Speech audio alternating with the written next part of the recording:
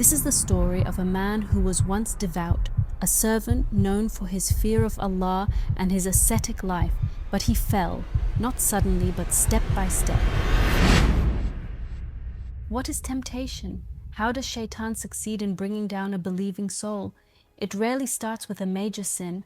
Most of the time, it begins with small invitations, with seemingly harmless thoughts, a whisper, a doubt, a step that appears insignificant. In Islam, Shayṭān is not a myth or a fable.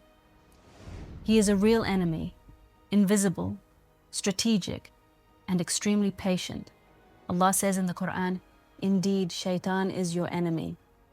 So take him as an enemy." Surah 35:6. But how do you protect yourself from an enemy whose most powerful weapon is deception? The story you're about to hear is not a legend nor a tale created for drama. It has been passed down through the generations by scholars of our tradition, not to scare you, but to awaken your heart. No specific place or year is mentioned, because that is not what matters. What matters are not the external details, but the lessons we are meant to draw from it. It is the story of a man who once devoted his entire life to Allah. He prayed day and night, he fasted, he remembered Allah constantly.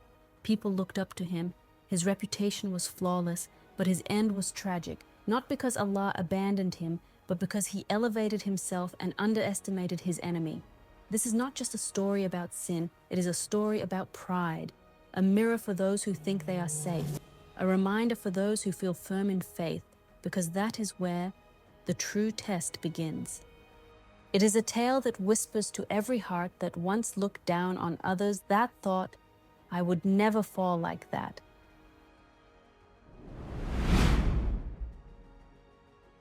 This is not the story of an ordinary man, it is the story of a monk known for his piety, his devotion, his withdrawal from the world. The people of his time looked up to him. They asked him for dua. They considered him among the most righteous of their generation. For years, he dedicated his life solely to the worship of Allah. He was known for having turned his back on the dunya. No wealth, no vanity, no distractions. His entire life appeared to be a symbol of righteousness. And that is exactly where the tragedy of his story begins, because his fall shows us.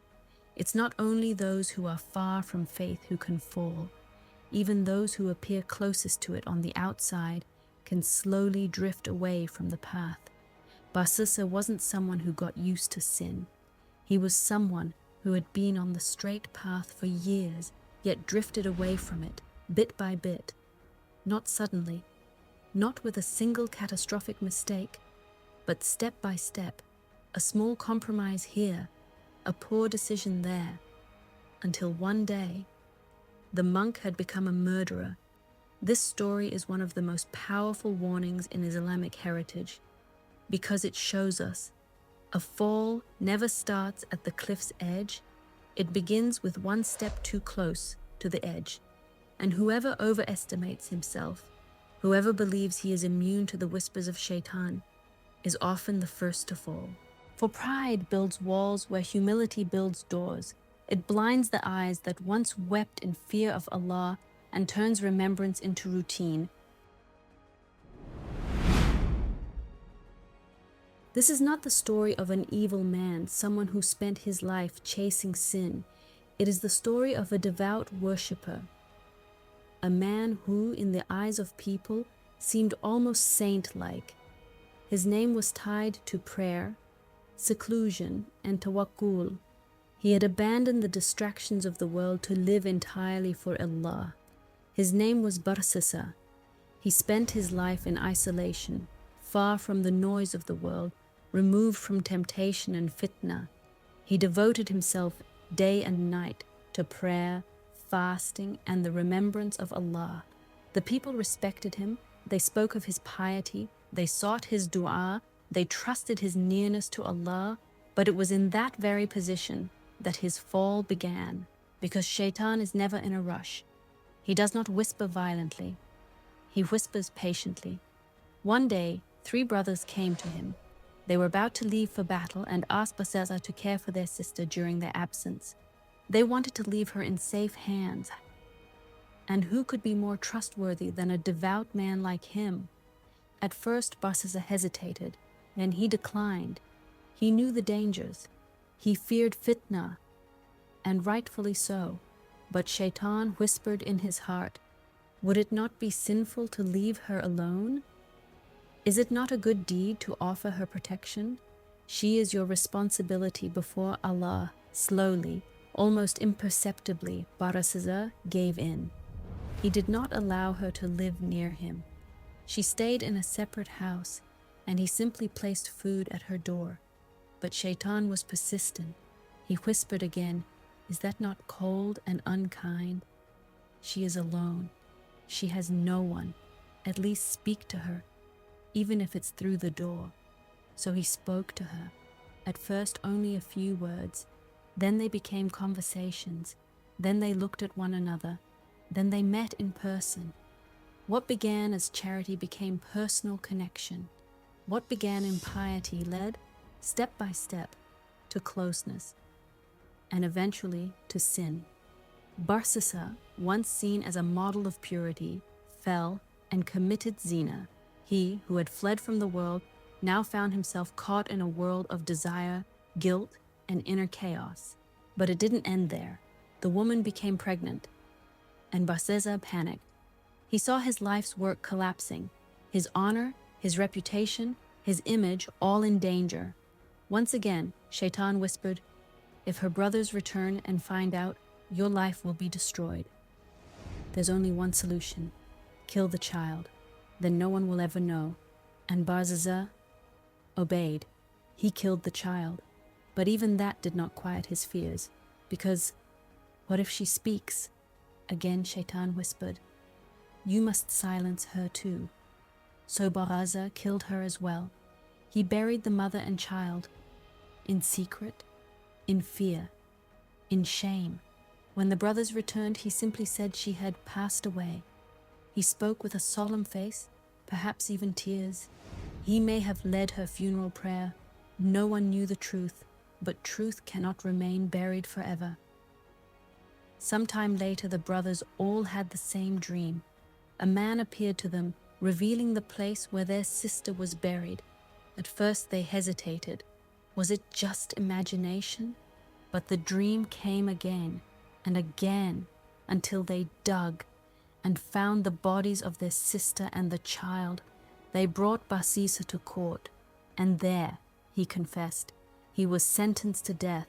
Now he stood alone at the edge of his grave. No titles, no reputation, no masks. And it was in that moment that Shayṭān appeared one final time, not as a whisper, but as a savior.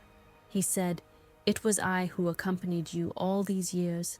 I was your voice, your companion, and I can still save you, but under one condition: prostrate to me, and I will rescue you. Barsīṣā was desperate. He looked death in the face. He had no hope left, no repentance, no escape. So he did it. He prostrated to Shayṭān. And in that moment, Shayṭān laughed. He had achieved his goal, and he let Barsīṣā fall. This is how the story ends. Not with repentance, not with hope, but with complete loss. This is not the story of a man who suddenly fell. It is the story of the slow, creeping poison of sin. One step, then another, and another, until you no longer recognize yourself. Barsīṣā was not born evil. He was not rebellious or godless. He was a devout man who gave Shayṭān a single entry point, and that was enough. Because Shayṭān does not rush. He waits, he whispers, he decorates each mistake with good intentions. He lets you justify the first compromise so that the second feels smaller, and the third feels normal. This is how the descent begins, not with open defiance, but with a quiet thought, a hidden desire, a moment of self-trust that replaces trust in Allah. And by the time the servant realizes it, the chain is already wrapped around his heart. The story of Barsisa is not just a warning, it is a mirror in which we see how fragile even the strongest faith can become. When we leave the wrong doors open, it reminds us Shayṭān doesn't come with thunder and rage, he comes softly. He comes wrapped in good intentions, hidden in small steps. He doesn't knock loudly, he whispers. And that is why this story is so important in our time.